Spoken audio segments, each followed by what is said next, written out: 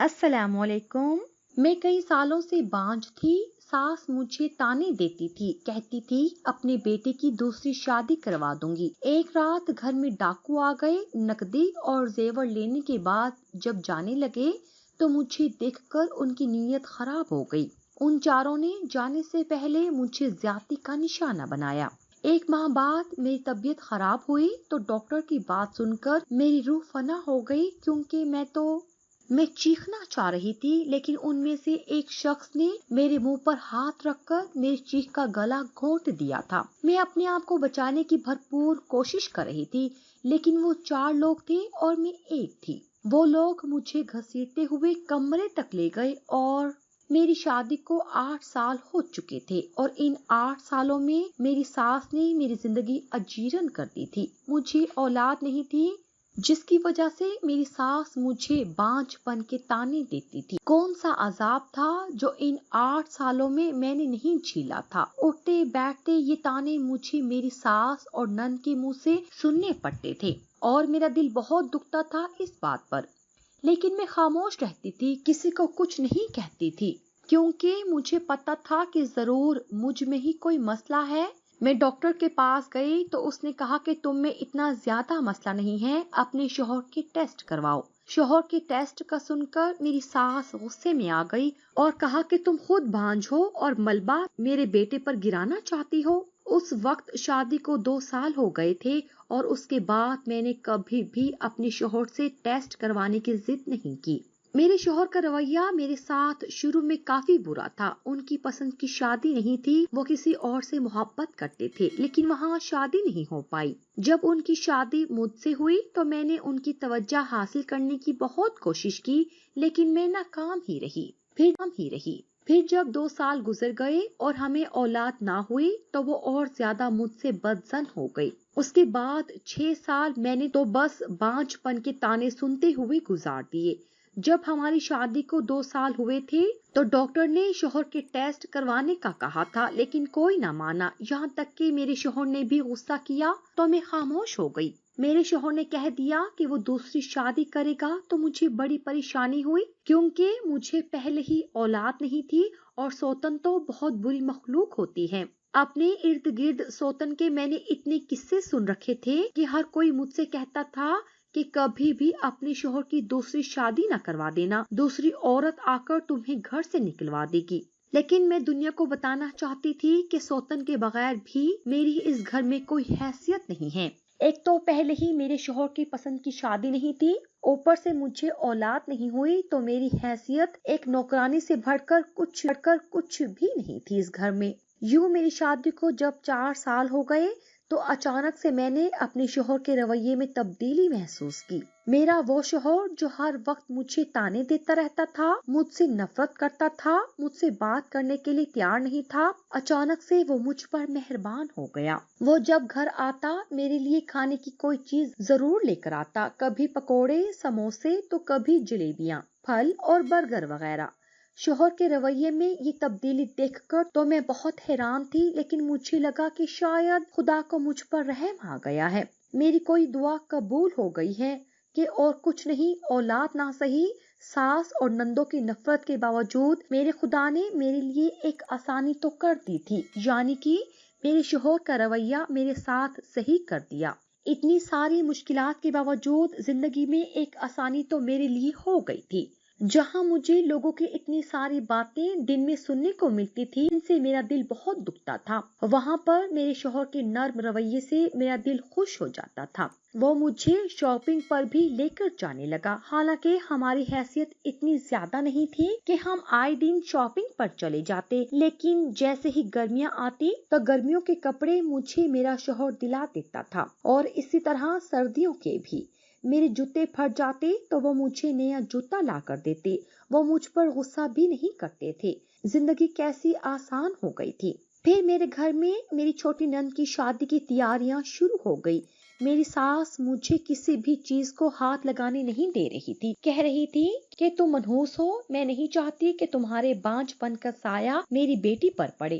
تم میری بیٹی کے جہیز کو، جوتوں کو، کپڑوں کو اور کسی بھی سامان کو ہاتھ نہ لگاؤ۔ सास की ये बातें सुनकर तो मेरा दिल जैसे किसी ने चीर दिया था। वो हर बार ही मेरा दिल दुखाने वाली बात करती थी। खुशी के मौका पर भी मुझे खुश नहीं रहने देना चाहती थी। यहाँ तक कि मेरी नंद का भी यही हाल था। वो भी मुझसे अब बात नहीं करती थी, मुझे देखकर मुंह फेर लेती थी। हालांकि मेरी यही एक नंद थी जो कुछ अरसे पहले तक सही थी। दूसरी नंदों के मुकाबले में उसका रवैया थोड़ा सा बेहतर था, लेकिन अब उसके भी कान भर दिए गए थे और अब वो भी मुझे देखकर मुंह फेर लेती थी। मेरी सास ने शायद उससे कहा था कि अब तुम्हारी शादी होने वाली है, उस मनहूस औरत का साया तुम पर नहीं पड़ना चाहिए। मेरी सास ने मेरी नंद के लिए काफी जेवरात बनाकर रखे हुए थे। वो लोग जेवरात को देख रहे थे तो मेरी भी नजर पड़ गई। बहुत ही प्यारे सेट थे और चूड़ियां तो बहुत ही प्यारी थी, जो कि सोने की थी। मुझे हमेशा से सोने की चीजों का बहुत शौक रहा था। शादी पर मेरे ससुराल की तरफ से मुझे जो भी जेवरात दिए गए थे वो मेरी सास ने वापस ले लिए और मुझे अब वही जेवरात मेरी नंद की से मुझे मिले थे। और मेरी सास खोलकर सबको दिखा रही थी कि उन्होंने अपनी बेटी के लिए जेवरात बनवाए हैं। हालांकि वो मेरे थे। अपनी शादी पर मिलने वाले जेवरात को देखकर तो मेरा दिल खून के आंसू रोने लगा था। वो मेरे सुहाग की निशानी थी, उन पर मेरा हक था क्योंकि वो मेरे नाम पर लिए गए थे। लेकिन अब वो मेरे नहीं थे बल्कि किसी और को मिलने जा रहे थे। मैं अंदर कमरे में आकर बहुत रोई। मेरी आंखों में आंसू थे। मेरे शौहर कमरे में दाखिल हुए तो मैंने फौरन अपने आंसू छुपा लिए। मेरे शौहर ने मुझसे पूछा कि क्या बात है, तुम उदास लग रही हो, क्या तुम रो रही थी? मैंने उनसे कहा कि नहीं, ऐसी कोई बात नहीं है। फिर मेरे शौहर ने कहा कि तुम परेशान ना हो, मैं बिल्कुल भी दूसरी शादी नहीं करूंगा। मुझे अपनी गलती का एहसास हो गया है कि तुम भी एक इंसान हो, तुम मेरी जिम्मेदारी हो, तुम्हारा ख्याल रखना मेरी शरई जिम्मेदारी है। मैं सारी जिंदगी तुम्हारे साथ रहूंगा, दूसरी शादी कभी नहीं करूंगा। अगर तुम दूसरी शादी को लेकर परेशान हो तो ये ख्याल अपने दिल से निकाल दो। अपने शौहर की ये बात सुनकर तो मुझे कुछ देर पहले वाला गम बिल्कुल भूल गया था। वो इतने सालों में कई बार मेरे सामने ये बात कर चुके थे और जब भी मेरे सामने ये बात करते थे तो मुझे खुशी होती थी। मैंने उनसे कहा कि अगर आपको मेरा इतना ही एहसास है तो हम अपना इलाज दोबारा से शुरू करवा देते हैं। आप मेरा इलाज करवाएं, इंशाअल्लाह हमें जरूर बच्चा होगा क्योंकि खामी तो मुझ में है। मैंने उनसे कहा क्योंकि मेरी सास बार बार कहती थी कि तुम में खामी है और मेरी रिपोर्ट में भी डॉक्टर ने यही लिखा था। मेरी बात सुनकर मेरे शौहर के चेहरे का रंग बदल गया और उन्होंने कहा कि आज के बाद इलाज की कोई बात ना करना, इलाज बहुत महंगा हो गया है, मेरे पास इतने पैसे नहीं हैं एक दवाई हजारों 1-2 दिन की। मैं अपने शौहर की बात सुनकर हैरान हो गई कि औलाद से बढ़कर तो पैसा नहीं होता। वो इलाज पर पैसा खर्च कर लेते तो हमें भी फायदा होता, हमें भी बच्चा होता। हम क्यों बच्चे के लिए तरसते रहें? अगर वो दूसरी शादी नहीं करना चाहते तो कम अज कम इलाज करवाएं। लेकिन वो तो अजीब ही थे, ना शादी करते थे ना इलाज। उनकी दूसरी शादी करने का मुझे तो फायदा हो रहा था, लेकिन उन्हें क्या फायदा हो रहा था मुझे समझ नहीं आ रही थी। वो तो कर सकते थे बहुत आराम से, उनके पास तो मजबूत बहाना था और कोई उन्हें कुछ नहीं कह सकता था। लेकिन इसके बावजूद भी वो दूसरी शादी का नाम तक नहीं लेते थे। हालांकि शादी के 3 साल तक तो वो दूसरी शादी की रट लगाए रहे और जब वक्त ज्यादा हो गया तो अचानक से उन्होंने अपना फैसला बदल दिया और मुझ पर मेहरबान हो गए। ऐसा क्यों कर हुआ मुझे समझ नहीं आ रहा था। ये तमाम बातें सोचते सोचते सो गई। सुबह मेरी आंख खुली तो मेरा दिल बहुत बोझल था। शाम को मेरी नंद की मेहंदी थी। घर में जोरों शोर से तैयारियां चल रही थी, लेकिन मुझे किसी भी चीज को हाथ लगाने नहीं दिया जा रहा था। मैं सिर्फ किचन तक महदूद थी। मैं वैसे ही काम कर रही थी जैसे घर की एक नौकरानी करती है। हर तरफ खुशी का समा था, लेकिन मेरा दिल खुश नहीं था। जब मेहंदी लगाने की रस्म आए तो एक औरत ने मुझे बुलाया और कहा कि दुल्हन को मेहंदी लगाओ, तुम दुल्हन की भाभी हो। ये बात सुनकर मेरी सास आपे से बाहर हो गई और उस औरत से लड़ाई शुरू कर दी और कहा कि क्या तुम्हें नहीं मालूम कि ये लड़की बांझ है। उस औरत ने कहा कि इसमें उस बेचारी का क्या कसूर, اس کا بھی حق ہے خوشی منانے پر۔ آج گھر میں ہر کوئی خوش ہے تو پھر اس سے یہ خوشی کیوں چھینی جا رہی ہے؟ اس کو بھی مہندی لگانے دیں، اس کا بھی دل کرتا ہوگا مہندی لگانے کا۔ اولاد نہیں ہو رہی تو اس کا یہ مطلب تو نہیں ہے کہ اس بیچارے سے اس کی زندگی کا ہر حق چھین لیا جائے۔ بانجھ عورت بھی اللہ کی مخلوق ہوتی ہے۔ افسوس ہے آپ کی سوچ پر۔ وہ عورت جو بھی تھی میری ساس کو اس کے منہ پر باتیں سنا کر گئی۔ وہ عورت اپنی بات ختم کر کے چلی گئی۔ پتہ نہیں کون تھی، میں نے اس سے پہلے کبھی نہیں دیکھا تھا، لیکن میری ساس نے اس عورت کا غصہ مجھ پر نکالا اور سب کے سامنے میری بہت بے عزتی کی۔ مجھے کہا کہ ایک تو تم بنجر زمین ہو جو میرے بیٹے کو آباد نہیں ہونے دیتی، اوپر سے تم نے میرے بیٹے پر اس قسم کی تعویذ کر رکھے ہیں کہ میرا بیٹا دوسری شادی کے نام سے ہی گھبرا جاتا ہے۔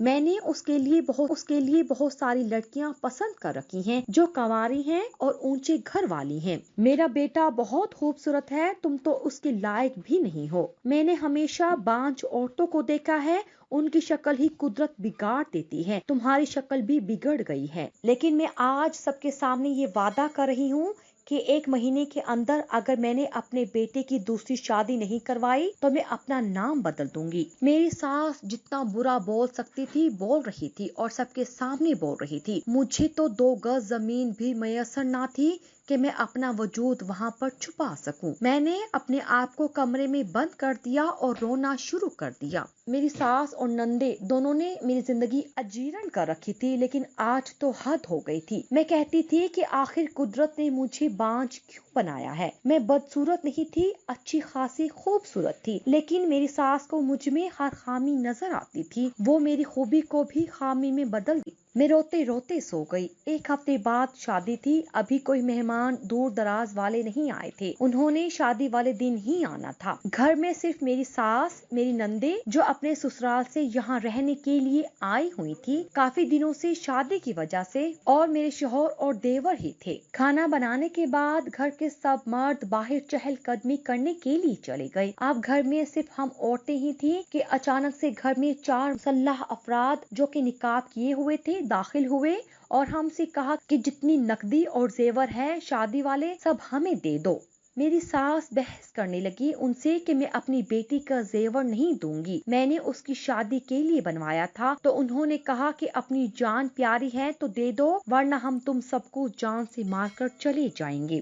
میری بڑی نند نے اپنی ماں سے کہا کہ بحث کا وقت نہیں ہے، جو مانگ رہے ہیں انہیں دے دو، اور یوں وہ سارا زیور اٹھا کر بھاگنے لگے کہ ان میں سے اچانک ایک کی نظر مجھ پر پڑ گئی اور ایک نے دوسری کو اشارہ کیا۔ میں کچن میں بند ہو رہی تھی تو وہ مجھے نہیں دیکھ سکے، لیکن اچانک جاتے ہوئے انہوں نے مجھے دیکھ لیا اور پھر آپس میں کچھ بول کر مجھے وہیں سے گھسیٹ کر کمرے میں لے کر جانے لگے۔ میرے لیے یہ قیامت کا منظر تھا۔ وہ 4 ڈاکو تھے، اسلحہ بھی تھے اور بہت طاقتور بھی، اور انہوں نے میرے منہ پر ہاتھ رکھ کر میری چیخ دبا دی اور میری ساس اور نندے مجھے چھڑانے کی کوشش کر رہی تھی۔ میری ساس نے اپنی بیٹیوں سے کہا کہ تم لوگ یہاں سے بھاگ جاؤ، میں ان سے نمٹ لوں گی۔ میری نند جو دلہن بننے والی تھی وہ تو کمرے میں پہلے سے ہی بند تھی۔ باقی میری 3 نندیں تھی جن کی عمر زیادہ تھی اور وہ کافی موٹی تھی۔ ان چاروں کو ان میں سے کوئی بھی پسند نہیں آئی تھی۔ مجھ پر نظر پڑی تو میں شاید انہیں ان کے مطابق لگی تھی۔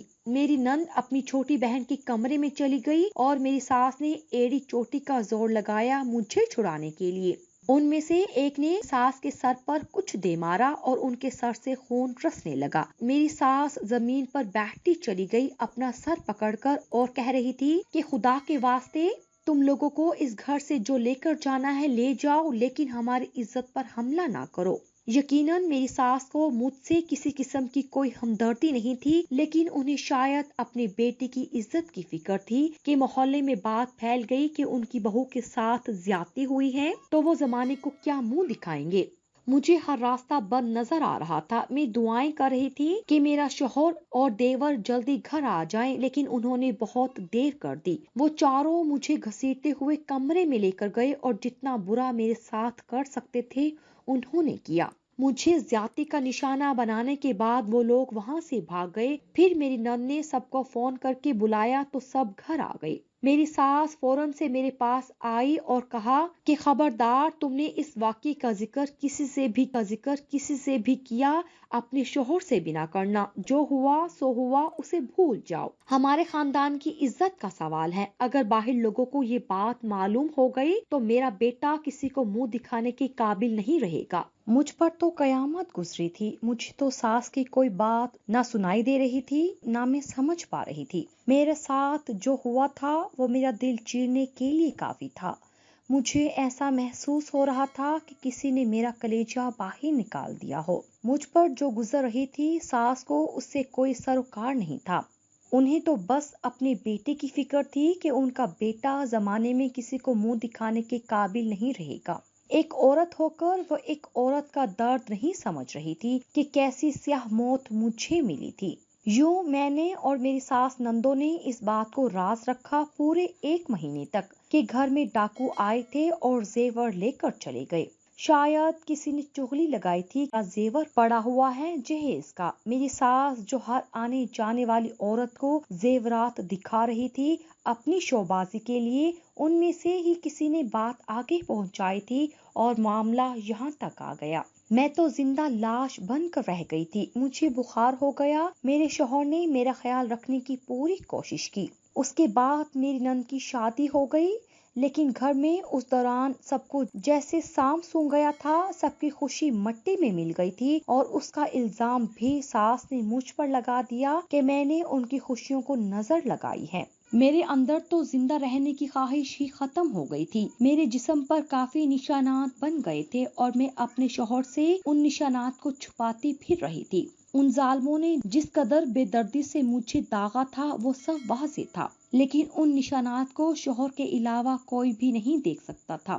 میں جتنا چھپانے کی کوشش کر سکتی تھی کر رہی تھی۔ جو حادثہ گزرا وہ ہمارے ذہنوں سے نکل ہی نہیں رہا تھا۔ میری ساس بار بار میرے کان میں آ کر سرگوشی کرتی تھی کہ اب تم گندی ہو گئی ہو، غلیظ ہو گئی ہو، میں کسی بھی طرح تمہیں اس گھر سے نکلوا کر رہوں گی۔ لیکن مجھے میرے شوہر کا سہارا تھا، اس لیے میری ساس کا بس نہیں چل رہا تھا کہ وہ مجھے دھکے دے کر گھر سے نکلوا دے۔ میری ساس نے ایک رات آ کر مجھ سے کہا کہ تم میرے بیٹے کے لائق نہیں رہی ہو، بہتر یہی ہے کہ تم راتوں رات گھر چھوڑ کر چلی جاؤ۔ اتنے سالوں سے تمہاری نحوست کا سایہ میرے بیٹے کے سر پر ہے، اس کی جان چھوڑ دو، اب تو تم غلاظت کے ڈھیر کے سوا کچھ نہیں رہی ہو، ایک تو بانجھ ہو، اوپر سے غلیظ ہو گئی ہو۔ ساس نے مجھ سے کہا، لیکن میں نے ان سے کہا کہ آپ خود سوچیں میں کہاں جاؤں گی، میرا کوئی ٹھکانہ نہیں تھا۔ میں یہ جملہ بول رہی تھی کہ پیچھے سے میرے شوہر آ گئے اور انہوں نے صرف اتنی سی بات سنی جو میں نے بولی، اور ماں سے کہا اسے نکالنے کا نہ سوچنا، یہ میری بیوی ہے اور میں ساری زندگی اسی کے ساتھ رہوں گا اور دوسری شادی نہیں کروں گا۔ اب تو میری ساس اور بھی مجبور ہو گئی تھی، کیونکہ انہوں نے میری بات سن کر اندازہ لگا لیا تھا کہ میری ساس مجھے گھر سے جانے کا کہہ رہی تھی، جس کے جواب میں میں نے یہ سب کہا۔ یوں ہی پریشانی میں 3 ہفتے گزر گئے اور میری طبیعت خراب ہونے لگی۔ میں نے اپنی طبیعت میں ایک ایسی تبدیلی محسوس کی کہ مجھے یقین نہیں آ رہا تھا کہ یہ سب سچ تھا، لیکن جب میری حالت زیادہ خراب ہوئی اور میں الٹیاں کرنے لگی تو میری یہ حالت دیکھ کر میری ساس کے چہرے کا رنگ فک ہو گیا تھا، اور میری ساس اور نند نے ایک دوسرے کو عجیب نظروں سے دیکھا، جیسے کوئی پیغام دے رہی ہو۔ میری ساس نندوں کو سام سونگ گیا تھا۔ مجھے الٹیاں کرتا دیکھ کر میرے شوہر نے دیکھ لیا اور مجھے کہا کہ تمہاری طبیعت مجھے کچھ ٹھیک نہیں لگ رہی ہے، ایسا لگ رہا ہے کہ تمہیں ہیضہ ہو گیا ہے، چلو میں تمہیں ڈاکٹر کے پاس لے کر جاتا ہوں۔ میرے شوہر مجھے ڈاکٹر کے پاس لے کر نے ایسی خبر سنائی کہ میرے پیروں تلے زمین سرک گئی۔ بظاہر تو وہ خوشی کی خبر تھی، لیکن میرے لیے نہیں تھی۔ میرے شوہر کا رنگ بھی سن کر فک ہو گیا تھا، اور پھر وہ نارمل ہو گئے اور مجھے خوشی سے گلے لگایا اور گھر لے آئے اور راستے میں مٹھائی بھی لی۔ گھر آ کر سب گھر والوں کو اکٹھا کیا اور کہا کہ آج میں آپ سب کو ایک بہت بڑی خوشخبری سنانے والا ہوں کہ میں باپ بننے والا ہوں۔ یہ خبر سن کر تو میری ساس اور نندوں کے سروں پر آسمان گر گیا تھا۔ میری ساس نے فوراً سے کہا کہ یہ بچہ تمہارا نہیں ہے۔ ان کی بات سن کر میرے شوہر کو غصہ آ گیا اور انہوں نے کہا کہ امی، میں 8 سال سے اولاد کے لیے ترس رہا ہوں اور آج قدرت نے مجھے یہ خوشی دی ہے، تو آپ میری اس خوشی کا بھی بیڑا غرق करना चाहती हैं। अपने बाकी बेटों के बाप बनने की खुशी में तो आप खुश हुई, हमेशा से तो फिर मेरी खुशी में इस तरह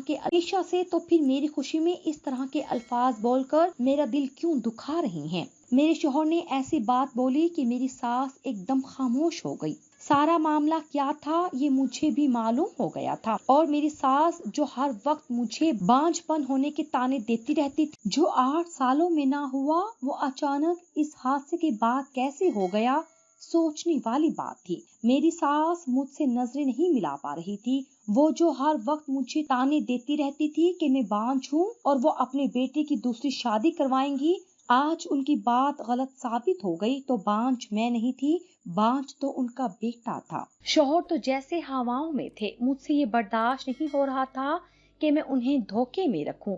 मैंने सोचा कि मैं उन्हें सारी हकीकत बता दूंगी, लेकिन मेरी सास ने कहा कि अपने शौहर से कुछ मत कहना, जो हुआ सो हुआ, अब इस बच्चे को रख लो। मेरा बेटा तो वैसे ही बांझ निकला है, बस जमाना ये समझ रहा है कि ये मेरे बेटे का ही खून है, तो उन्हें समझने दो।